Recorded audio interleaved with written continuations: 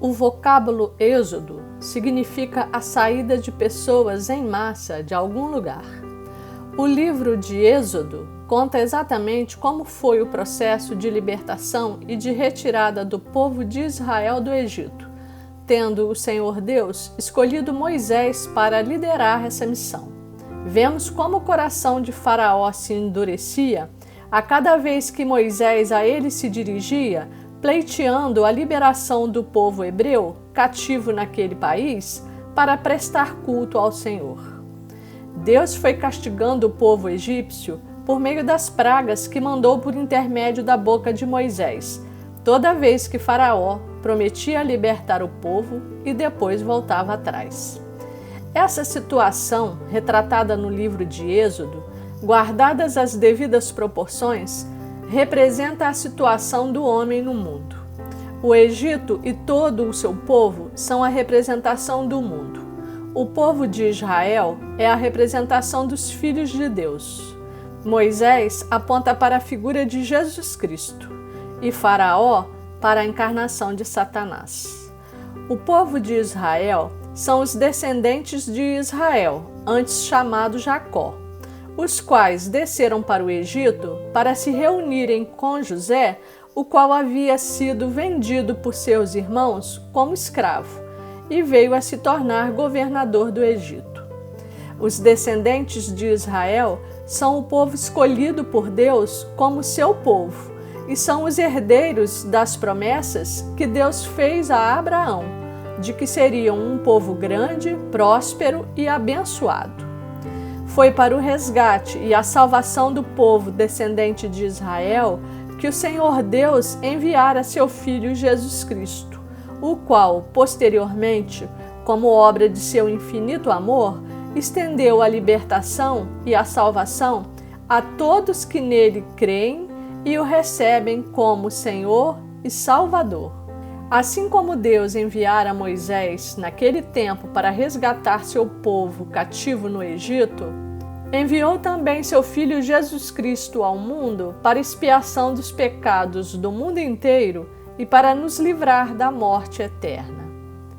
Por meio de seu sacrifício na cruz, Jesus Cristo abriu para nós acesso livre ao Pai.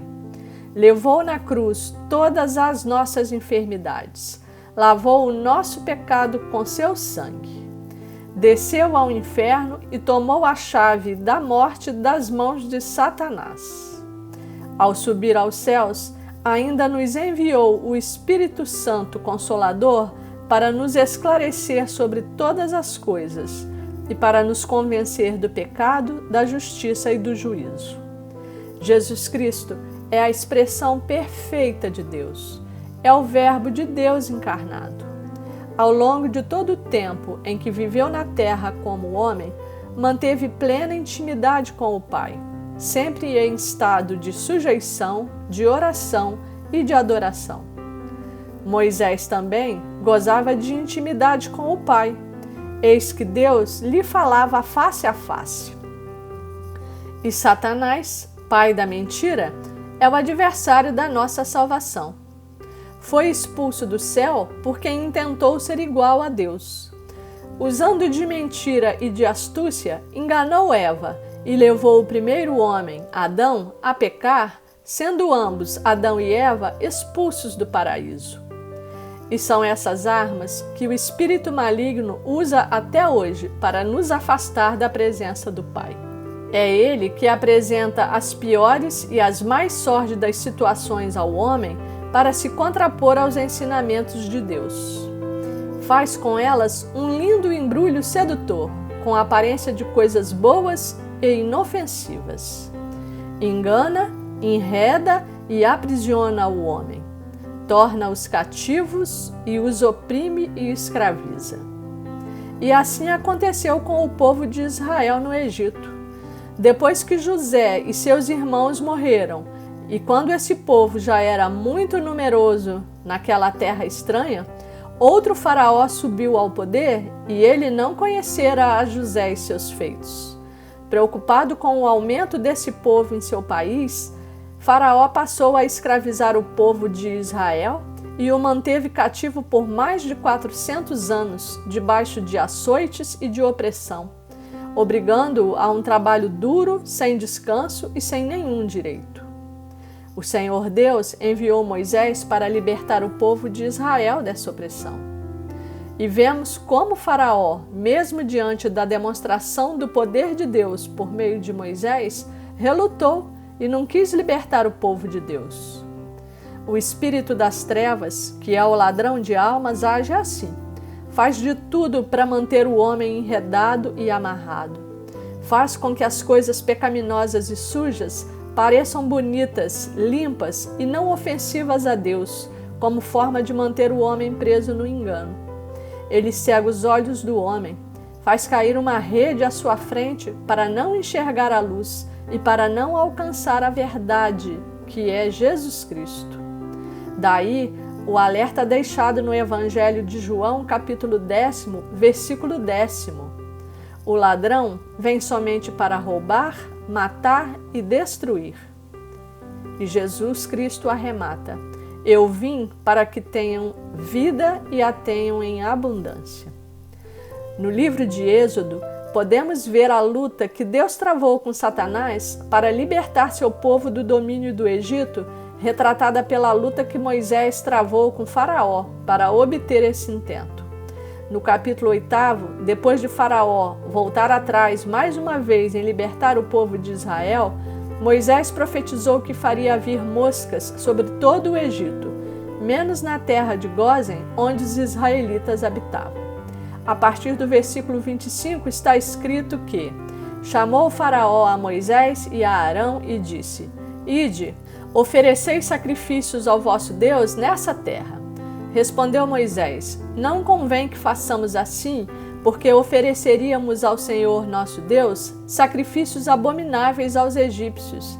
Eis que se oferecermos tais sacrifícios perante os seus olhos, não nos apedrejarão eles? Temos de ir caminho de 3 dias ao deserto e ofereceremos sacrifícios ao Senhor nosso Deus, como ele nos disser. Então disse Faraó: deixar-vos-ei ir, para que ofereçais sacrifícios ao Senhor vosso Deus no deserto. Somente que, saindo, não vades muito longe. Orai também por mim. Faraó ofereceu para que o povo de Israel oferecesse sacrifício a Deus no próprio Egito, para não ter de liberá-los do cativeiro. E quando concordou que saíssem com Moisés para oferecer o sacrifício e disse: saindo, não vades muito longe, estava na verdade tentando enganar o povo de Deus com falsa promessa de libertação, de modo a mantê-lo como escravo. Era como se dissesse: vão, mas orem só um pouquinho. Vão, mas não precisa orar muito não. Vão, mas não precisa que se entreguem totalmente a Deus. Vão, mas não precisa entregar tanta adoração a esse Deus, não. É Satanás dizendo para nós também que não precisamos orar e estar com o Senhor com frequência. Que não precisamos mudar totalmente a nossa vida para seguir o caminho de Jesus Cristo. Que podemos continuar a rezar para os santos porque aquele Jesus ficou pregado na cruz. Que é possível agradar a Deus, mas continuar com nossos pecadinhos e com outras coisas do mundo, porque isso não tem importância. Que Deus é bom e perdoa todos os erros e pecados, não havendo nenhum problema em continuar com alguns erros. Que não precisamos nos entregar totalmente a Jesus Cristo para a obtenção da salvação. São esses pensamentos que o maligno lança na mente do homem todos os dias. É ele usando de astúcia e de mentira para manter apertado o laço que nos prende à perdição. Moisés recusou todas as ofertas feitas por Faraó e, ao final, pela força do braço forte do Senhor, conseguiu retirar todo o povo de Israel com todos os seus filhos, seus animais e seus pertences do Egito, nada deixando para trás. Assim também deve ser conosco. Não dá para negociar com Satanás e pensar que vai sair vitorioso. não dá para vencê-lo pela força do nosso braço. E não podemos nos conformar e aceitar em colocar apenas uma parte da nossa vida debaixo dos olhos do Senhor e permitir que alguma área permaneça na escuridão sob o domínio do adversário da nossa salvação.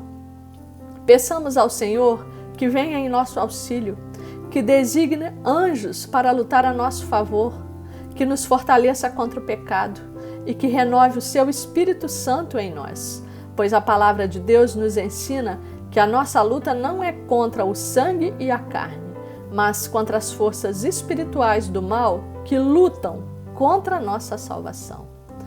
Termino orando a armadura de Deus que está em Efésios capítulo 6, a partir do versículo 10. Quanto ao mais, sede fortalecidos no Senhor e na força do seu poder. Revesti-vos de toda a armadura de Deus para poderdes ficar firmes contra as ciladas do diabo.